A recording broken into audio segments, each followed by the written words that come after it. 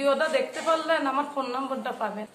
আমি সৎমার কাছে থাকি, এই ভিডিওর ভিতরে নাম্বার দেবো, যার দর্শক ভালো লাগে এই ভিডিও নাম্বারে আমার কাছে মোবাইল করবেন, আমি তার সাথে যোগাযোগ করবো। প্রিয় দর্শক, দেশ এবং প্রবাসে এই মুহূর্তে যারা আমাদের ইউটিউব চ্যানেলটি দেখছেন সবাইকে প্রীতি এবং শুভেচ্ছা জানিয়ে শুরু করছে আজকের প্রতিবেদন। তো দর্শক, আমাদের সামনে যে দেখতে আছেন যে একজন আপু বসে আছে, আজকে আমরা এই আপুর জীবনের গল্প শোনার জন্য তার কাছে আসছি। তো চলো দর্শক, আমরা তার কাছ থেকে শুনি তার জীবনের গল্প। আপু, আসসালামু আলাইকুম। ওয়ালাইকুম সালাম। কি নাম আপনার? পায়েল। পায়েল। আপু, একটু জোরে বলতে হবে, জোরে বললে দর্শক শুনতে পারবে।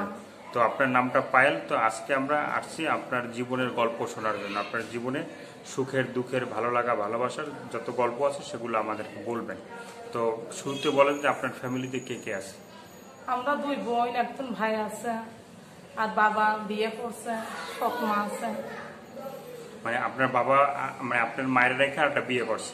আমার মা বাচ্চা হতে মরে গেছে, একটা ছোট ভাই হতে মরে গেছে। মানে আপনার একটা ভাই হওয়ার সময় আপনার মা মরে গেছে, মরে যাওয়ার পরে আপনার বাবা বিয়ে করছে। তো এখন আর সংসারে আপনার সেই মা, সৎ মা, বাবা আর 2 ভাই? এক ভাই 2টা বোন। এক ভাই 2টা বোন, এটা নিয়ে আপনার সংসার। তো আপনার সংসারে কি আপনার সবার বড়?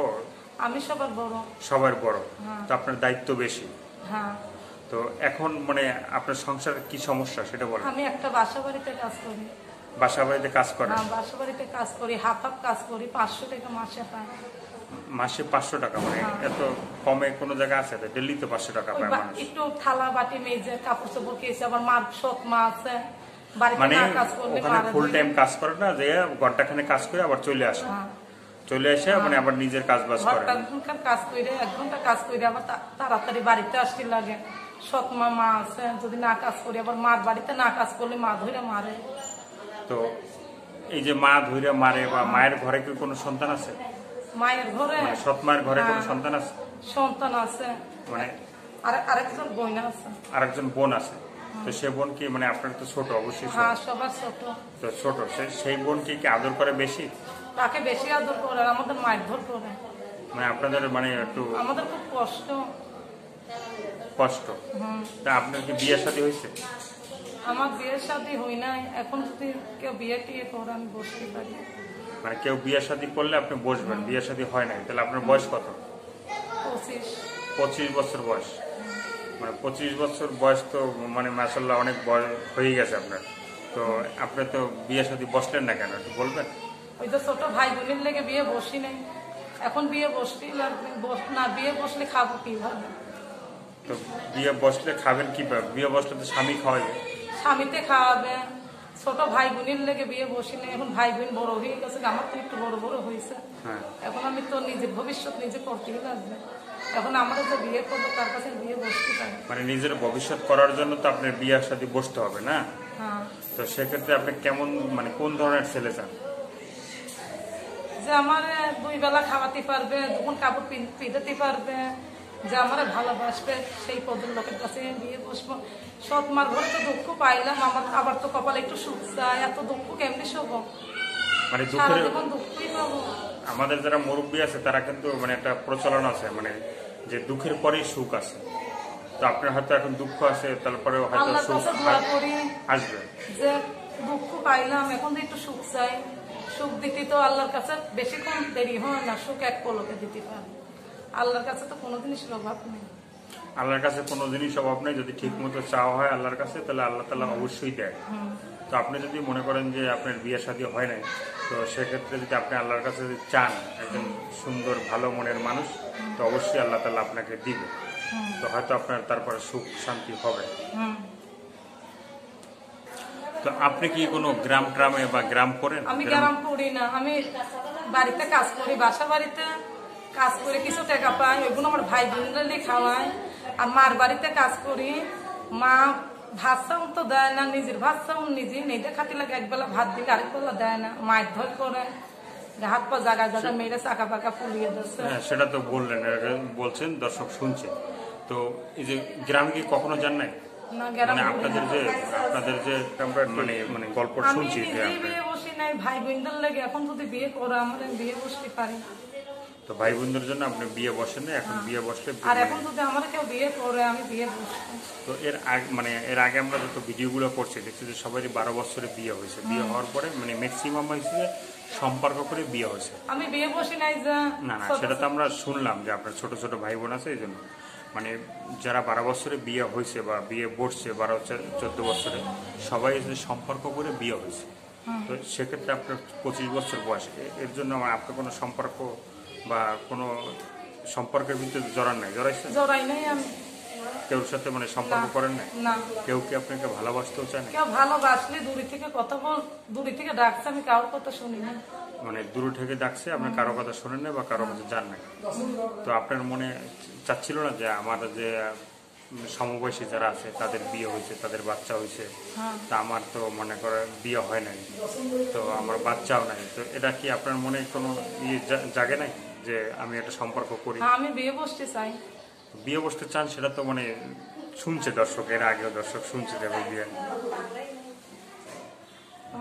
তো আপনার সৎমা যে বলছিলেন যে নির্যাতন করে, কি ধরনের নির্যাতন করে? আমার মাথার চুল অনেক বড় ছিল, কাজের কথা বলছে, কইছে কি এত কাজ করতে তো ভালো লাগে না মা, মানুষের তো জীবন, একটু শান্তি তো দিবি, তা আমার শান্তি দেয় না। জোর কইরা ধইরা চুল এখানে কেসি দিয়ে এখানে 2 বিগ চুলকে মা কেটে দিচ্ছে। মানে আপনি বলতেছেন যে আপনার যে চুল ছিল সেই চুলটা মানে আপনার মানে অনেক বড় ছিল? হ্যাঁ, আমার চুল আমার হাঁটু পর্যন্ত পড়তো। হাঁটু তো সেই চুলগুলো আপনার মা কাইটে দিছে এখন, মানে ছোট ছোট চুলগুলো কেটে যখন বাবার কাছে বিচার দিলাম যে আমার দেখো বাবা মা চুল কেটে দিচ্ছে, বাবা বলল কি আমার তোর মা যা বলে আমি তাই শুনি, কি করতে পারবো, কিছু করতে পারবো না। তারপর বসে বসে কানলাম, বসে বসে খুব দুঃখ মনে, বসে বসে কানলাম, জানলা এত কষ্ট, বাবার কাছেও বিচার পাই না, কোনো জায়গায় বিচার পাই না, ভাই বোনদের লেগে বেঁচে আছি। তো আপনার হয়তো এখন দুঃখ আছে যে আপনার চুলগুলা ছিল অনেক স্বপ্নের চুল ছিল, যে অনেক বড় চুল ছিল, সেগুলো আপনার মা কাইটে দিছে, তো সেটা অনেক কষ্টের। তো কষ্টের পরেই মানুষের সুখ আসে, হয়তো আপনার সুখ আসবে। আল্লাহ যদি সুখ দিত, আল্লাহর কাছে লাখ লাখ শুকরিয়া। আল্লাহ সুখ দিলেও আল্লাহর কাছে লাখ লাখ শুকরিয়া, না দিলেও আল্লাহর কাছে লাখ লাখ শুকরিয়া। আপনি বলছিলেন যে আপনি মানুষের বাসায় কাজ করেন, তো মানুষের বাসায় কাজ করতে গেলে মানে কোনো সমস্যার ভিতরে পড়েন? আমরা মানে অনেক সময় শুনি টেলিভিশন, যেই বাড়িতে আমি কাজ করি সেই বাড়ির লোক ভালোই আছে, হাফ কাজ করে তুই আসি, হাড়ি পাতিল মেজে তুই আসি, 2-1 কাপড় কেছে তাড়াতাড়ি আবার সৎমার কাছে জাতি লাগে। ওখানে যে না কাজ করি আমার 3 ভাই বোনের ভাত হবে না, তার লেগে আবার এই বাড়িতে দৌড়ে যায়। মানে আপনার মানে ওই বাসায় কাজ করার পরে যদি আপনার বাসায় কাজ না করেন তাহলে আমার ভাত দেয় না কাতি, আমার ভাই বোনদের ভাত দেয় না। আপনার ভাই বোনদের ভাত দেয় না? না। আমি যদি খাওয়া পাতাম পিদান পাতাম, আমার আরো সাহিত্য হতো, চেহারা হতো, সুন্দর হতো। তো সর্বশেষ দর্শকদের উদ্দেশ্যে কিছু বলার আছে? বলারই তো আছে, আমি খাওয়া পাইলি পিদান পাইলি আমার আরো চেহারা সুন্দর হতো। এই কানের 2টা জিনিস দিয়ে আইসি, এগুন শুনান না, এগুন পিতলের, বান্ধবীর কাছে তো এই না কানের লাখে দিছি যে ভিডিওর সামনে যাবো, একটু সুন্দর সুন্দর দেখা গেলে ভালো।